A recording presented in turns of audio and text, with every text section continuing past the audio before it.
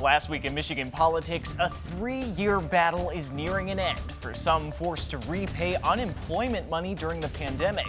We caught up with one of those people to get their reaction as the state agrees to set aside millions of dollars. Plus, reproductive rights have continued to be a top issue for many voters in Michigan, how local parties are reacting to the latest developments from Washington, and how a potential federal ban on abortion could factor in. And fixing the roads may take a little more than we may think. How a new annual report looking into the condition of our roads, bridges, and other infrastructure shows that more funding is needed to keep up. I'm Josh Alburtus, and this is your 13 on your side rundown.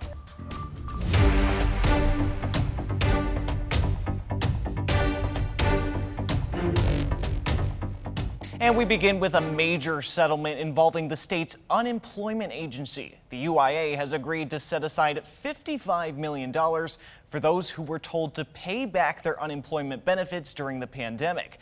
People who qualify can now start signing up for a chance to get some of that money back. 13 on your side's Lauren Baker talked with a woman who has been battling with the state over this issue for 3 years.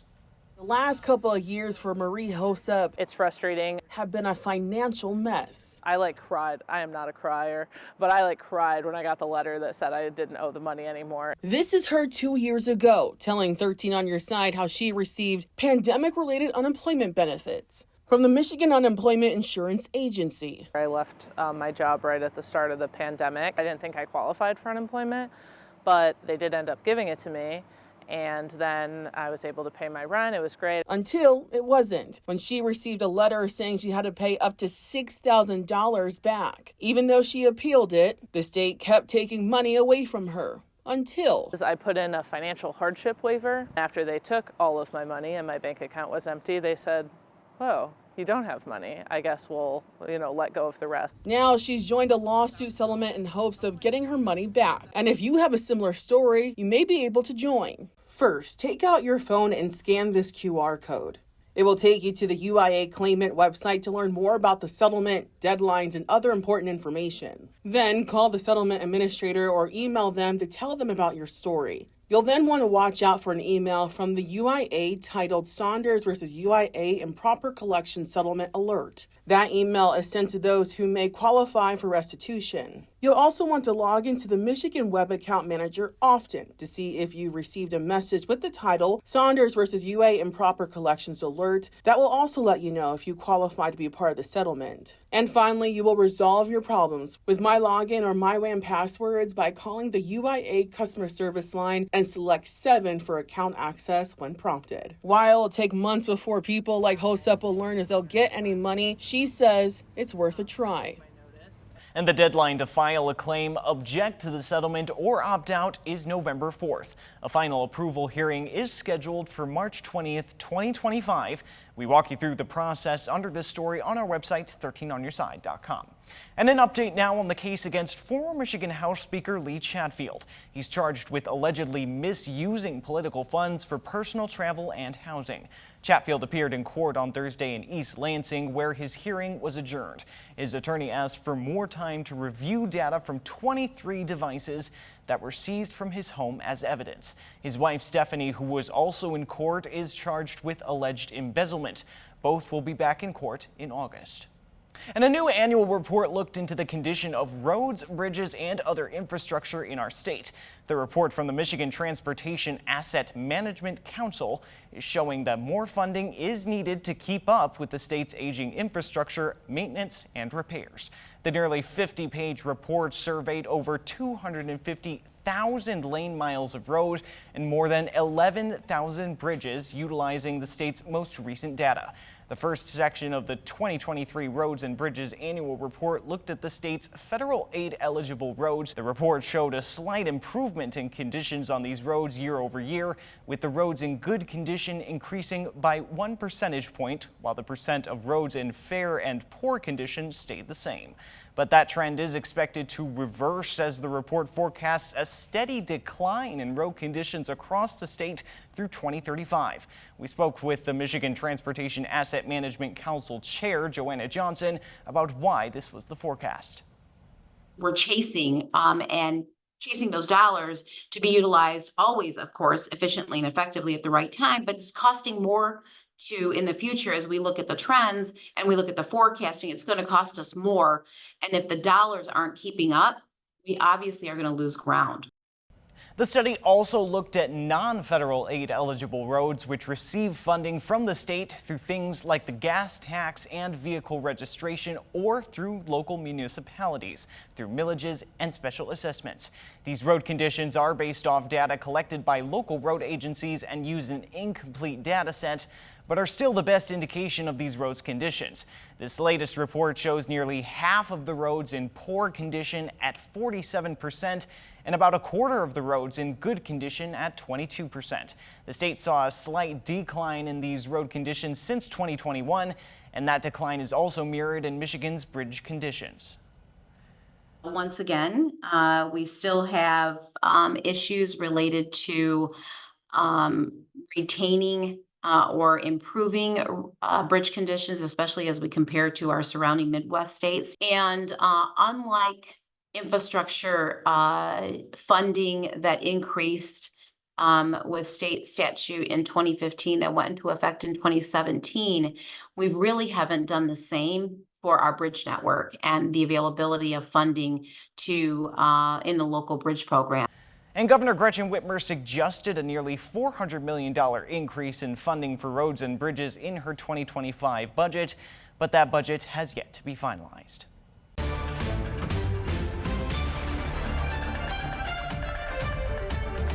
And now to your voice, your vote, and a new forecast for the presidential election released Tuesday that shows the gap is narrowing between President Biden and former President Donald Trump. It's been a close race all along, but the forecast by polling site 538 shows as of Wednesday, it's basically a tie in our state. The polling analysis group that is part of ABC News ran the numbers based on various factors, and on Wednesday gave President Joe Biden a 47.7% chance of winning our state. Donald Trump, they calculated, stood a 45.9% chance of winning.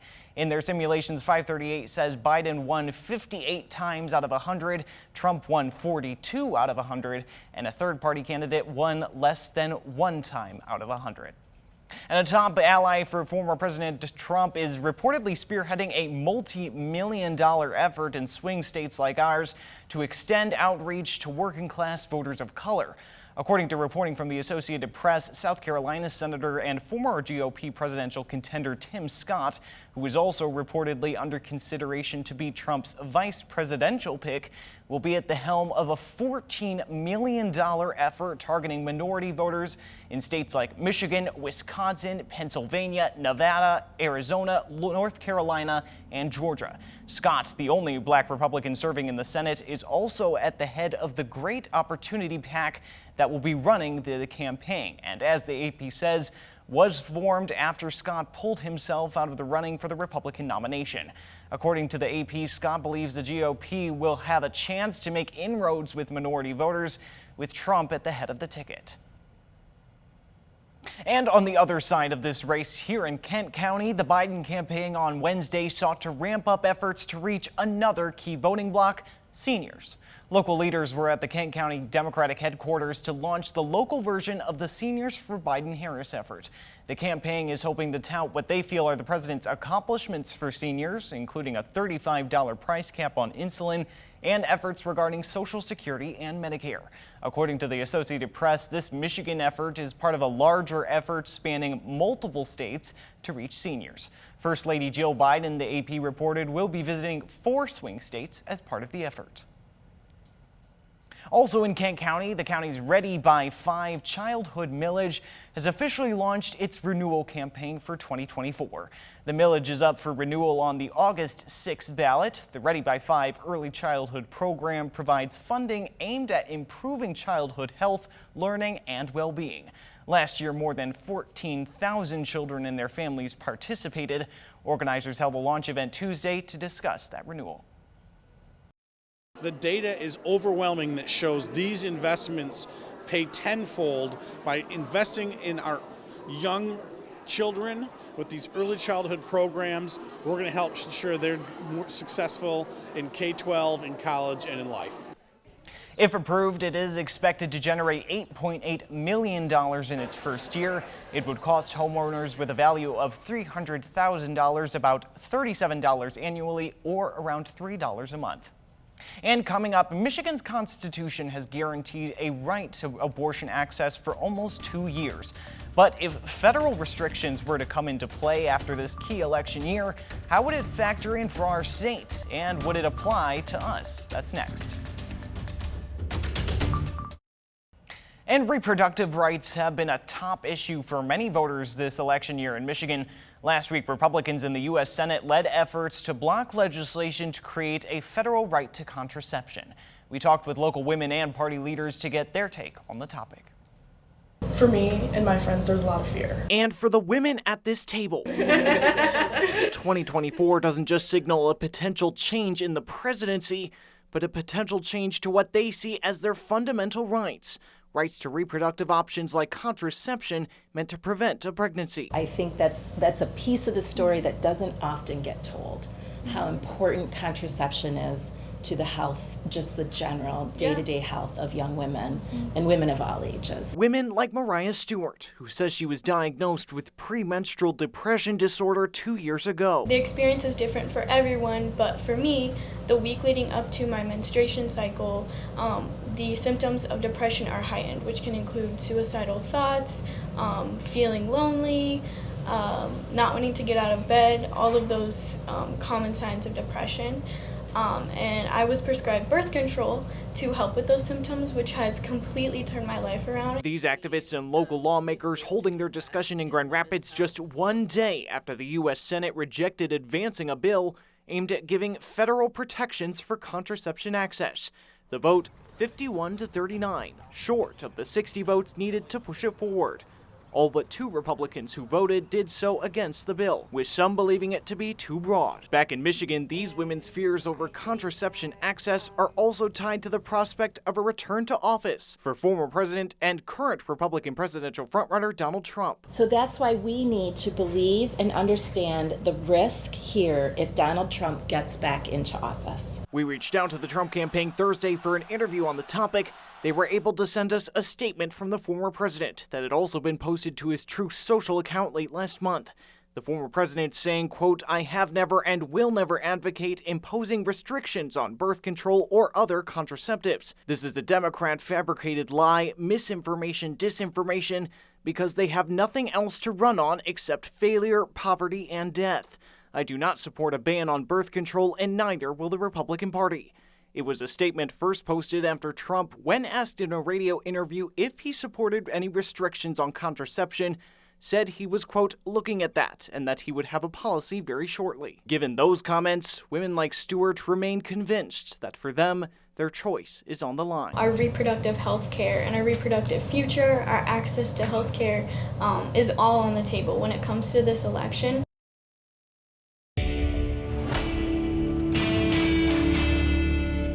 And people around the country say they're concerned about a potential nationwide abortion ban. But with abortion now a constitutional right here in Michigan, could a potential ban overrule our state? We verified. The overturning of Roe v. Wade 2 years ago officially sent the issue of abortion access back to the states. Here in Michigan, with the passage of Proposal 3 2 years ago, access to an abortion is a constitutional right. The state can only regulate it after fetal viability and cannot prohibit it if it is determined to be medically needed to protect a patient's life or physical or mental health.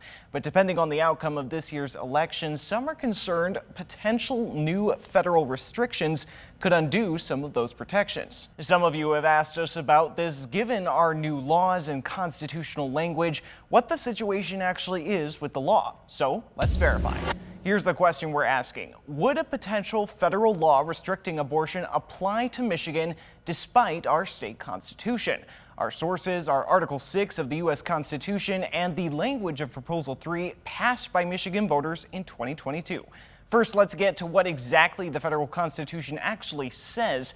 In Article 6, it reads, quote, "This Constitution and the laws of the United States, which shall be made in pursuance thereof, and all treaties made or which shall be made under the authority of the United States shall be the supreme law of the land, and the judges in every state shall be bound thereby, anything in the Constitution or laws of any state to the contrary notwithstanding." Fancy 18th century language aside, it says that when determining the law, federal law and the Constitution can take precedence over state laws and state constitutions. So it works sort of like a tier system where the Constitution governs what federal laws Congress can pass.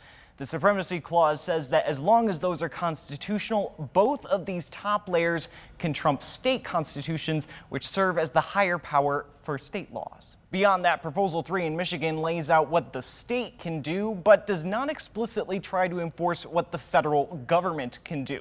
So we can verify, yes, if a federal law restricting abortion were to be put into effect, assuming it survived any legal constitutional challenges, the Michigan Constitution wouldn't stop those restrictions, and any laws the state has passed that conflict with the federal law would be overruled. Major developments are on the way or being proposed for multiple communities in West Michigan. Coming up, we take a look at hundreds of thousands in federal funding coming to one city on the lakeshore and a proposal for new housing in one community right here in Kent County. The almost 2-mile stretch of roadway in Muskegon Heights that runs through the city's downtown is expected to get some upgrades.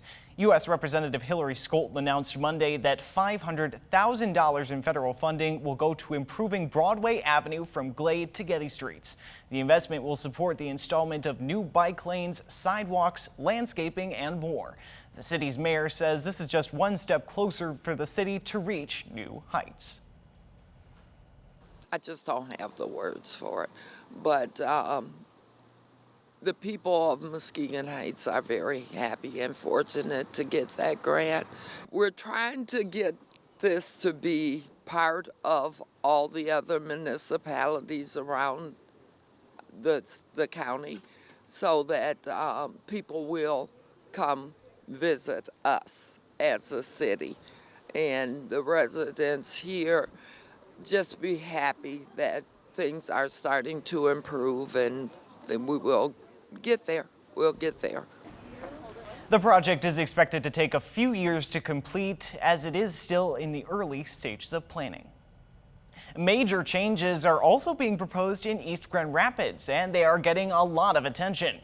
The development at Gaslight Village would add new housing near Lakeside Drive and Wealthy Street. The East Grand Rapids Planning Commission saw the plan already, and the Planning Commission had dozens of people at their meeting Tuesday, a lot of them wanting to know what their city could look like if this project takes off. 13 on your side's Micah Cho has the story. 20 years later, we're back trying to finish what we started. Planning for a massive redevelopment in Gaslight Village is back underway, and on Tuesday, the East Grand Rapids Planning Commission saw for the first time what the group Gaslight Investors is planning for the properties on Lakeside Drive and Wealthy Street. While the commission didn't vote on anything pertaining to the project, it was their chance to see what the future of Gaslight Village could be. 9 buildings, with 2 already constructed, including commercial and residential buildings, and a parking garage. And Scott Weirda is a partner with the development company. We were originally approved. This was something that we acquired after Jacobson's department store went bankrupt. 180 new residential units could be added to the busy downtown area, something residents touched on during public comment. I really want to see some assurances that we would have, maybe 3-bedroom units that we could bring our younger families in so they can kind of break into the East Grand Rapids market. And for neighbors like Josh Sweat, the redevelopment is something to keep looking into. It'd be nice to just have something like kind of more usable there rather than the open field. But yeah, definitely want to make sure that like traffic is safe and everything, because we run and bike a lot, and so just making sure that cars are conscious of the pedestrians and everything would be definitely a high priority, I would say. The Planning Commission did approve the plan to hold a public hearing on the development at a meeting in July. For the first time ever, and just less than 2 weeks after former President Trump became a convicted felon, the child of a sitting president has also been convicted of a crime. Coming up, we break down the latest in a string of criminal proceedings that have played out right alongside a critical election year in America.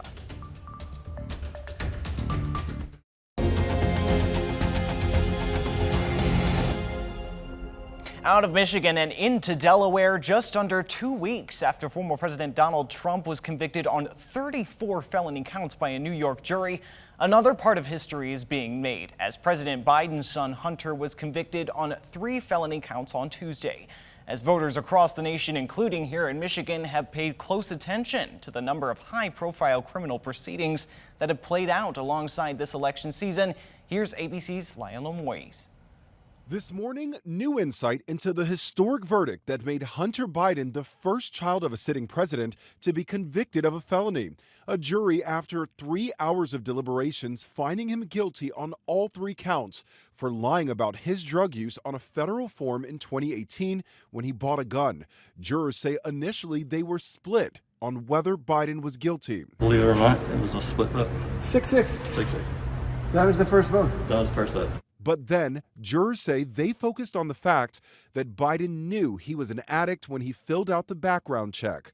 And they say one piece of evidence was critical, a text message from Hunter Biden the day after he bought the gun, saying he was waiting for a dealer named Mookie. If you're an addict, you're an addict. Right. This is something that sticks with you for the rest of your life. Jurors say they worked well together and never discussed politics. They say Biden, being the son of the president, did not sway them. I'm thinking that he did a bad thing, and actions have consequences. After the verdict, another juror questioned if the trial was even necessary. In my opinion, this was a waste of taxpayers' dollars. I think they could have just fined him. Hunter Biden left the court with his wife and mother, the First Lady, by his side, and was later seen embracing his father in Delaware. In a statement, he said he's grateful for the support, saying recovery is possible by the grace of God, and I am blessed to experience that gift one day at a time. Hunter Biden could face up to 25 years in prison, but legal experts say being a first-time offender, prison time is unlikely. Hunter Biden's legal troubles are far from over. He's set to go on trial in California in September, charged with failing to pay more than $1 million in taxes. And if convicted, experts say he's more likely to face prison time in that case. Lionel Moyes, ABC News, New York. And that's the rundown for your week in Michigan politics. Be sure to keep up with all the top political stories of the day, both on air and online at 13onyourside.com. We'll see you next week.